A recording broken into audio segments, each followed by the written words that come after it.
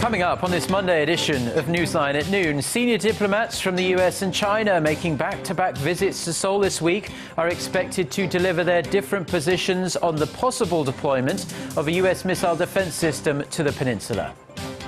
Sales and operating profits of Korea's listed companies slipped into minus territory last year, with the nation's top 8 manufacturers seeing their profitability drop amid slowing economic conditions.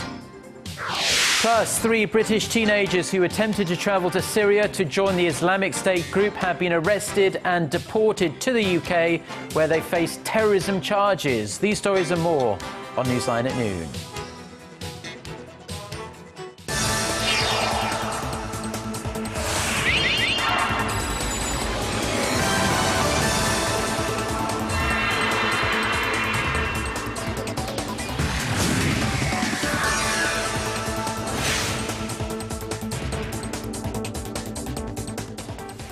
It's New Monday, March 16th here in Korea. Thanks for tuning in. Live from Seoul, I'm Eoh Jin-joo. It's very good to have you with us. I'm Mark Broom. Our top story this afternoon, South Korea is engaging in some back-to-back diplomacy in Seoul with 2 of its closest partners this week, China and the United States. But with issues like a US-led missile defense system and China's Asian Infrastructure Investment Bank on the table, Seoul could find itself in a tough spot. Hwang Sang-yi reports. Korea could find itself tangled between 2 superpowers following its back-to-back meetings with China and the United States this week. China's Assistant Minister of Foreign Affairs Liu Jianchao held talks with senior officials in Seoul on Monday. Liu reportedly opposed the possible deployment of the Washington-led THAAD missile defense system in South Korea, while asking for Seoul's participation in China's Asian Infrastructure Investment Bank. U.S. Assistant Secretary of State Daniel Russell, who visits Seoul's foreign ministry on Tuesday, is expected to ask for the opposite. Although Seoul and Washington say there have been no official discussions on THAAD, the U.S. Forces Korea said last Thursday that it conducted site surveys on where to deploy the missile defense system. Beijing is against the deployment over concerns that its radar system, which can cover 1,000 kilometers, could be used to monitor mainland China. The AIIB, aimed at creating a new financial order centered around China, is opposed by the U.S. because it believes Beijing could use the bank for political purposes. Seoul will reportedly make its final decision on joining this new financial institution later this month. But an official at South Korea's foreign ministry says Russell's visit to Seoul has nothing to do with the THAAD deployment nor China's AIIB. He said the U.S. official's visit is likely aimed at checking up on U.S. Ambassador to Korea Mark Lippert in person and to send a message that the South Korea-U.S. alliance remains as strong as ever. Hwang Sang-yi, Arirang News. Senior officials from Korea and Japan are set to hold talks aimed at resolving the issue of Tokyo's wartime sexual enslavement of Korean women.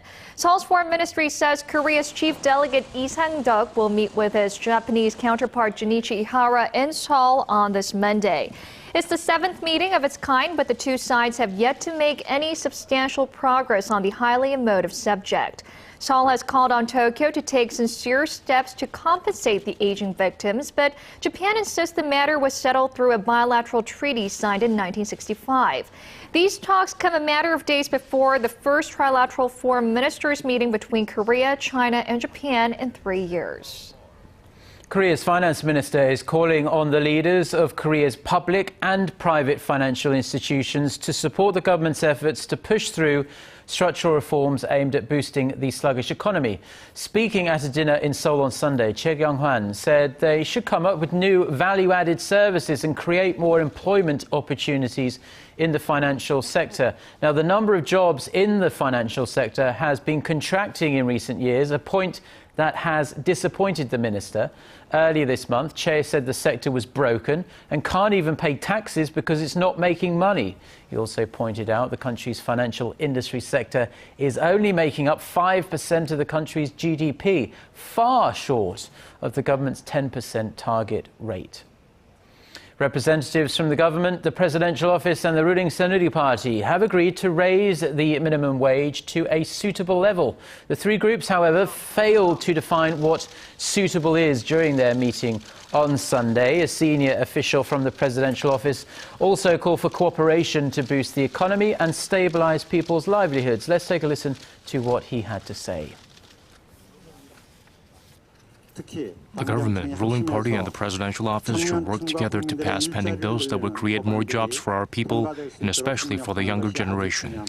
Also at the meeting, officials did not discuss the issue of whether or not Korea should allow the US to deploy a missile defense system on its soil. The topic that was expected to be on the table is causing a bipartisan divide in local politics, with conservatives supporting the system and liberals opposing it, saying it would undermine Korea's sovereignty. Korea has opened its 7th innovation center, this time in the southeastern port city of Busan. In cooperation with the retail giant Lotte Group, the Busan Center will focus on fostering specialized personnel and supporting startups in the sectors of retail, film and Internet of Things. The center will set up a $200 million fund to have merchandising experts offer counseling on product development and utilize the government and Lotte's retail network to give support in commercializing the products they come up with. Now, working with the government's recently opened cultural creativity complex, the center will operate movie theaters as well to showcase its own innovative films.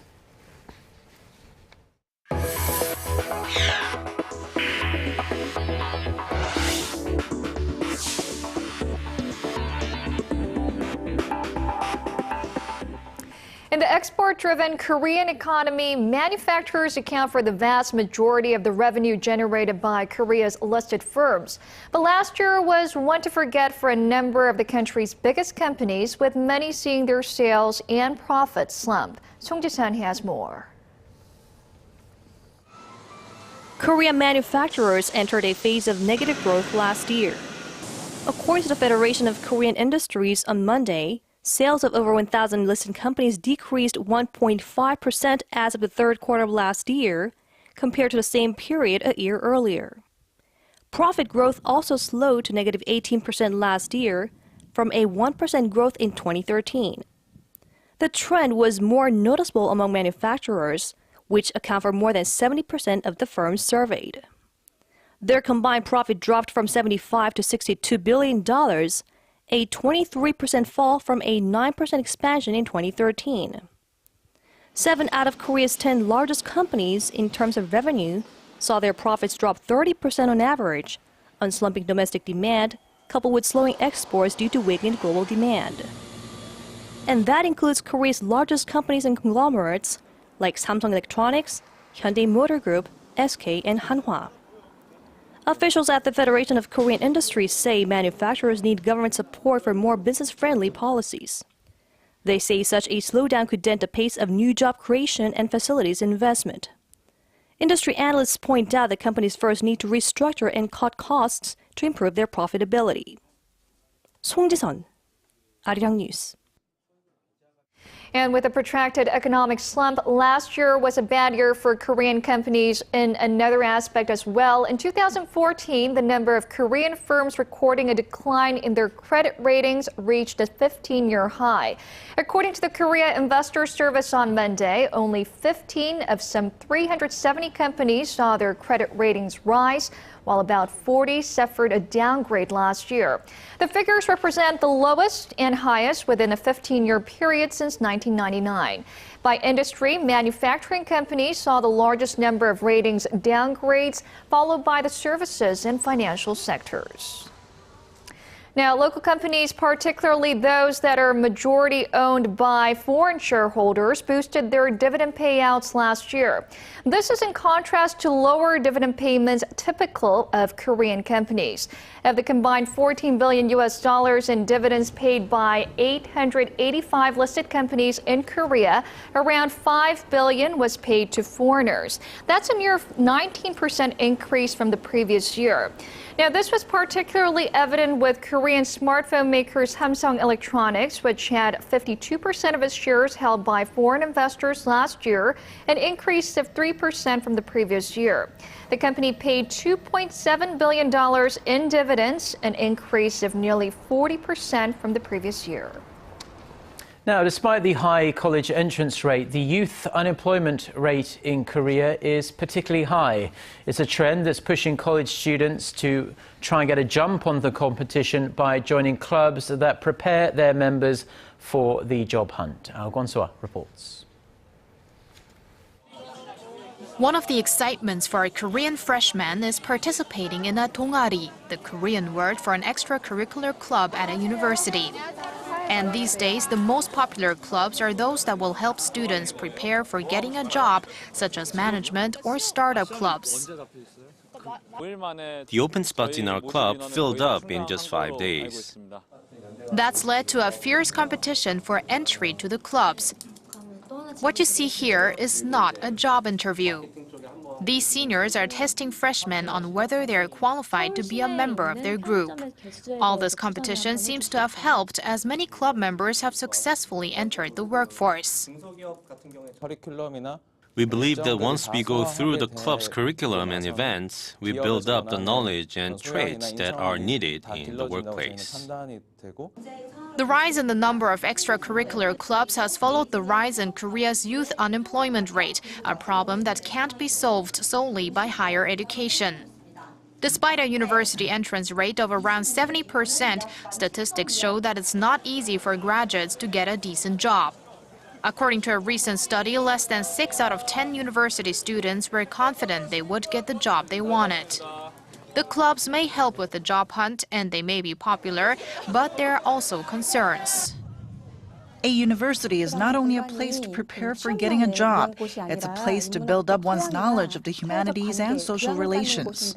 Some have also expressed the worry that university students will have to face employment worries after graduation in any case, and that in the meantime, they won't get to enjoy just being a student. Kwon-soa, Arirang News.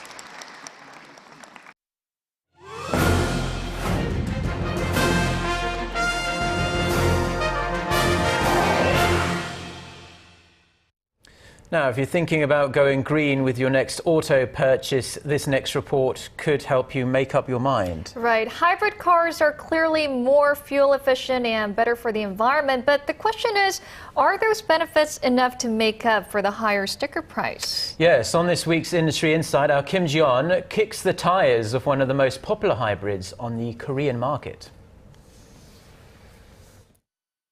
Despite falling oil prices, Korean drivers are increasingly turning to hybrid cars, powered by a combination of gas and electricity. Around 5,200 hybrids were sold during the first 2 months of this year alone, led by Hyundai Motors' Sonata Hybrid.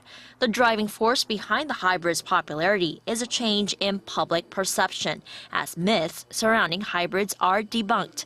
When consumers hear the words electric vehicle, they think of plugs, cords, and wall sockets. But today's hybrids don't necessarily have to be plugged in.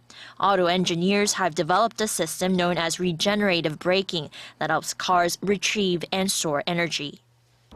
Energy normally lost when the car slows down or stops is reclaimed and sent to the rechargeable batteries. And then the gas engine also transfers energy to the batteries automatically. Another common misconception is that hybrid drivers are paying more just to save the environment. But in reality, it's not all about altruism. Drivers can actually save when they go hybrid. The sticker price for a Sonata Hybrid starts at $27,000, just $1,800 more than a non-hybrid Sonata. Assuming gas price remains at $1.30 per liter, Hyundai says consumers can save nearly $3,200 over a 5-year period. A drop in gas prices doesn't automatically mean that it's going to be cheaper to keep a gasoline-based model. Right now, gas is at about $1,471 or $1.30 per liter, which means it's not cheap. And consumers think the low oil price trend isn't going to last long. Also, drivers who buy a hybrid this year will be eligible for various local tax cuts and government subsidies. With hybrids that emit less than 97 grams of carbon dioxide per kilometer, which includes the Sonata Hybrid, Toyota's Prius line, the Lexus CT200H, and the Ford Fusion, drivers can save up to $3,600. Hyundai says it plans to boost the Sonata Hybrid's fuel efficiency by 25%. It's also planning to expand its lineup to draw the average driver, starting with its first plug-in hybrid set to debut at the Seoul Motor Show in April.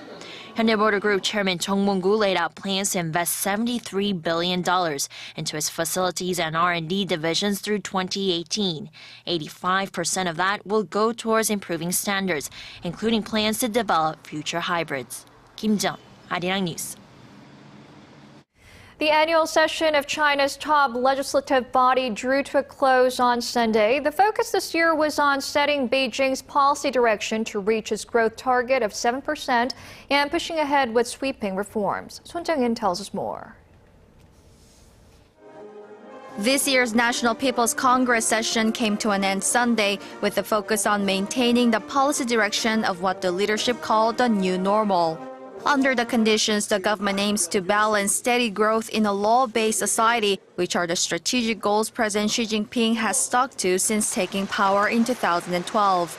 The economy dominated the agenda as it comes at a time when China is wrestling with a continuing economic slowdown. Premier Li Keqiang said Beijing was prepared to take action to stimulate the economy and boost the market confidence, but warned the country would struggle to meet its annual growth target of around 7% this year. It is true that we have adjusted downward our GDP growth target. But it will by no means easy for us to meet this target because China's economic aggregate keeps expanding. Lawmakers also put emphasis on deepening reforms and promoting the rule of law. The session reviewed a draft amendment to the country's legislation law in which it seeks to set clear limits on administrative power in order to protect public interest. The top judiciary also vowed greater justice by promoting transparency and sharing information between courts dotted around the country. Environmental protection was also high on the agenda as the Environment Ministry vowed comprehensive efforts to implement tougher measures against polluting firms. Son Jung-in, Arirang News. Now, it's common knowledge that bran works wonders for the human body, but it may be even healthier than we've ever imagined. A group of local researchers have discovered previously unknown properties of rice bran that could help prevent obesity. Paul Lee has more. About 500,000 tons of rice bran is produced every year in Korea after rice is polished. 30% of the residue is used in cosmetics or livestock feed, while the rest is discarded. But a group of local researchers has recently discovered evidence that special properties in rice bran could be beneficial in preventing obesity. They released the results early this month. The researchers conducted an experiment in which a control group of mice was fed high-fat foods, while a test group was also fed high-fat foods but given an injection of rice bran extract. After 6 weeks, the mice in the control group gained 44% more weight, but the group that was given the rice bran injection showed a significant difference in weight gain of only 33%. The mice given the rice bran extract injections gained significantly less weight, and there was a reduction in the amount of fat in the liver cells. The difference was also noticeable in the size of fatty tissues and cells.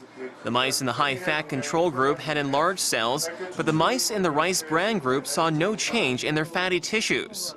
The researchers discovered that certain bioactive components in rice bran help decrease the proportion of fat in the body.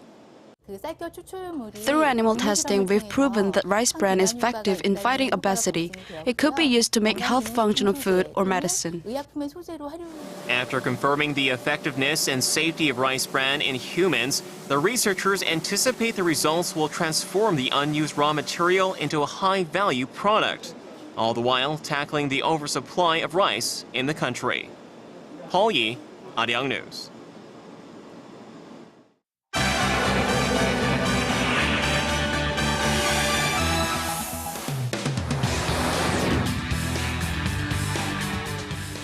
And time now for a look through the rest of the global headlines we're following this Monday lunchtime. For that, we turn to our Eunice Kim standing by at the news center. Eunice, 3 British teenagers are now back in London after an attempt to join Islamic State in Syria over the weekend was foiled. And this was thanks really to the quick thinking of British and Turkish officials. What's the latest? Well, Mark, the 3 young men have been released on bail. This after they were questioned for 24 hours on suspicions they were plotting terror acts. The release comes about a day after they were detained upon their deportation from Istanbul, where they were caught by Turkish intelligence. Shin Se-min has this and other IS-related updates. It all happened over the weekend. 3 British teenagers suspected of trying to enter Syria to join the Islamic State militant group have been returned to the UK and were released on bail late Sunday local time after being questioned by counterterrorism officers for 24 hours. The suspects, 2 17-year-old boys and 1 19-year-old man, all from London, were first reported missing last Friday night and were stopped by authorities in Turkey on suspicion of preparation to commit terrorist acts. It marks the first successful cooperation between the 2 countries on this issue, as the suspects were stopped by intelligence officials in Turkey after being alerted by British officials. The identities of the 3 haven't been disclosed. This case comes a matter of weeks after 3 British teenage girls traveled to join the jihadist group in Syria. Around 600 British nationals are believed to have already gone to Syria or Iraq to take up arms or become jihadi brides. Over in Iraq, the joint military Shiite militia operation to free the city of Tikrit is taking a breather as they wait for reinforcements before they push to retake the entire city. Troops there have been slowed by sniper fire and booby trap buildings. Meanwhile, Kurdish Peshmerga fighters are reporting that Islamic State militants could be using chlorine as chemical weapons in Iraq's north and west. Security forces have sealed off the area where the containers were found and alerted Baghdad authorities. Shin Se-min, Arirang News. And on to other news now. Authorities in Ferguson, Missouri have made an arrest in last week's shooting that had left 2 police officers hit and wounded. 20-year-old Jeffrey Williams was arrested and charged on Saturday local time with 2 counts of first-degree assault, among others. St. Louis County Prosecutor Robert McCullough said Williams had fired the shots from a moving vehicle outside the Ferguson police headquarters where protesters were gathered. Authorities will now try to determine the motive behind the shooting, as Williams, who was on probation, claimed his target was not the officers, but someone in the crowd with whom he had a dispute. A new documentary aired on Russian state TV is showing a President Vladimir Putin more aggressive on Crimea and Ukraine, contrary to Moscow's articulated stance thus far. In the piece titled The Path to the Motherland, President Putin says he had, in fact, ordered Crimea's annexation weeks before the region held a referendum vote. In Sunday's run of this documentary, the Russian leader says he was ready to put nuclear weapons on standby during the escalating tensions over Crimea and Ukraine, in both cases explaining that the lives of Russians and Moscow-backed leader Viktor Yanukovych were under threat. President Putin himself, meanwhile, has been out of the public eye as of late since canceling a summit meeting with his Belarusian and Kazakh counterparts last week, sparking rumors that the 62-year-old was ill or out of the country.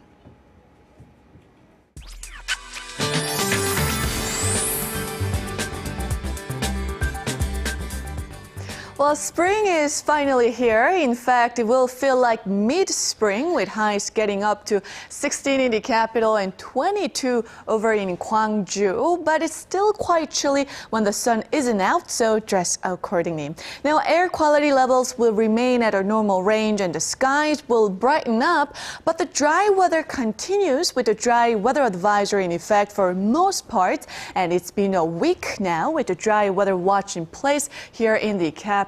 So drink plenty of water to stay hydrated. With that in mind, let's take a closer look at the readings for today.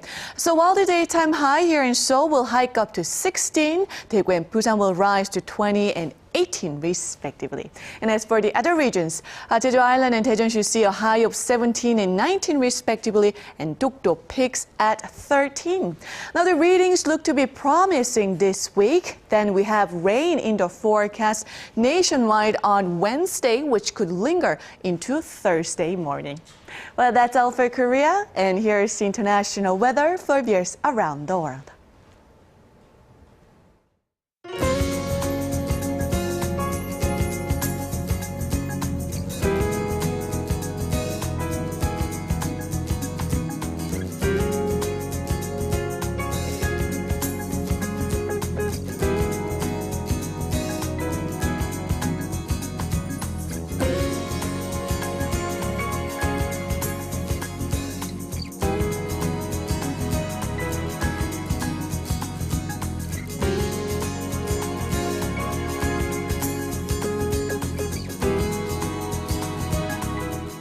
Well, those are the stories we're following on this Monday lunchtime here in Seoul. Join us again at the same time on Tuesday. Thank you for watching.